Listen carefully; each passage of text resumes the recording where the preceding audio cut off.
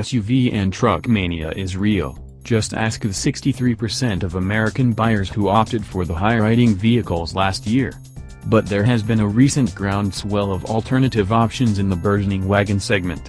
Sure, there are lower-end wagons such as the tried-and-true Subaru Outback, $25,895, and the new kid on the block Volkswagen Golf Sport Wagon, $21,580.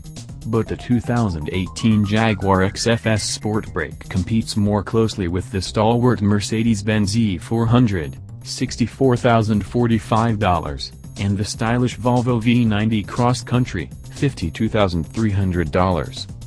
This begs the nagging question, could wagons become a serious thing in the States? We spent a day bombing through Portuguese backroads to find out how the Sportbrake fares among its niche competitive set. The 2018 Sportbrake is a wagonized version of the second-gen XF sedan that arrived in 2016. While the first-gen model only offered a wagon variant for the European market, the new Sportbrake is a global vehicle that brings a more streamlined, aluminum-intensive architecture to the table and finally gives American wagon lovers the jag they've been craving. First off, the essential reason we're here, the cargo area. Activate the power tailgate, which uses a one-piece composite tailgate, just like the F-Pace, and the opening reveals a flat surface on all sides with 31.7 cubic feet of storage. Fold the rear seats down, and volume expands to a considerable 69.7, an increase of 12.6 and 38.4 cubic feet, respectively.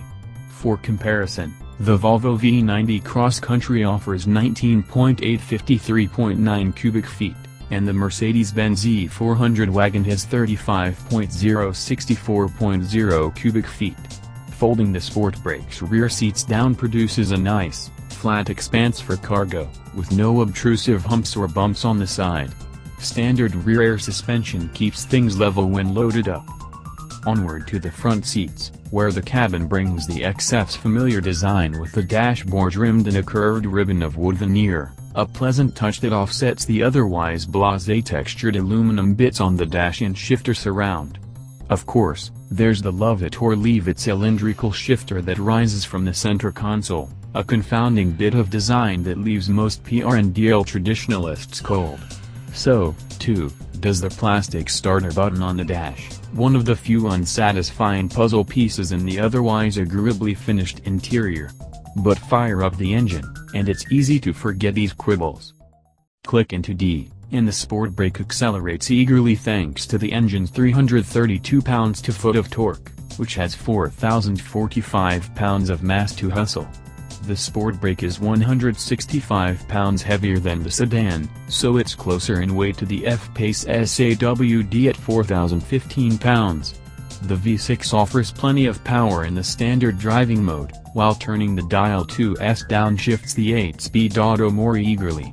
Even in the more aggressive mode, shifts are smooth and predictable, reflecting a well-tuned relationship between engine and gearbox. Paddle shifters respond reasonably quickly to inputs, though the auto-shift setup is natural enough not to beg for human intervention. Along Portugal's smoothly paved road surfaces, the Sportbrake struck a good balance between responsiveness and ride quality, which bodes well for everyday use.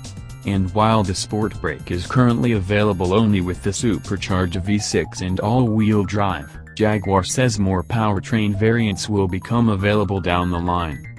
After nearly 200 miles of driving on open highway and tight mountain roads, the XFS Sportbrake handled whatever decreasing radius corner I threw in its path, managing to avoid irksome understeer and deliver surprisingly buttoned-down handling while driving as hard as is prudent on public roads. While its F-Pace stablemate acquits itself well considering its size and height, the Sportbrake easily has the crossover beat when it comes to agility and responsiveness, while falling just 1.8 cubic feet short of its rear cargo capacity. This is clearly a driver's car, and by bringing the top-tier drivetrain and trim level to the States first, Jaguar is appealing to well-heeled pragmatists who enjoy driving, exactly the demographic that has historically embraced high-end wagons. Starting at $70,450, the Jaguar XFS Sportbrake slots within the realm of premium, performance-focused SUVs such as the Mercedes-AMG GLE 43, $70,500, and Maserati Levant, $72,000. But thanks to its low center of gravity and wagon layout, the Sportbrake offers a connection to the road that will inspire an entirely different emotional response from drivers. While the Mercedes E400 wagon offers similar advantages over its SUV stablemates, the Jaguar feels a bit livelier and entertaining on twisty roads. On the other hand, the Volvo V90 offers an oasis of contemporary design, one whose zen-like interior and Scandinavian sparseness offers a counterpoint that seems to beg the question, why drive fast when you can just chill and enjoy the drive? While many will write off the XFS Sportbrake because of its familiar platform, or, likelier, because the vast majority of buyers prefer the crossover form factor, the driver-focused minority who opt for this dark horse wagon will be in for an unexpected treat.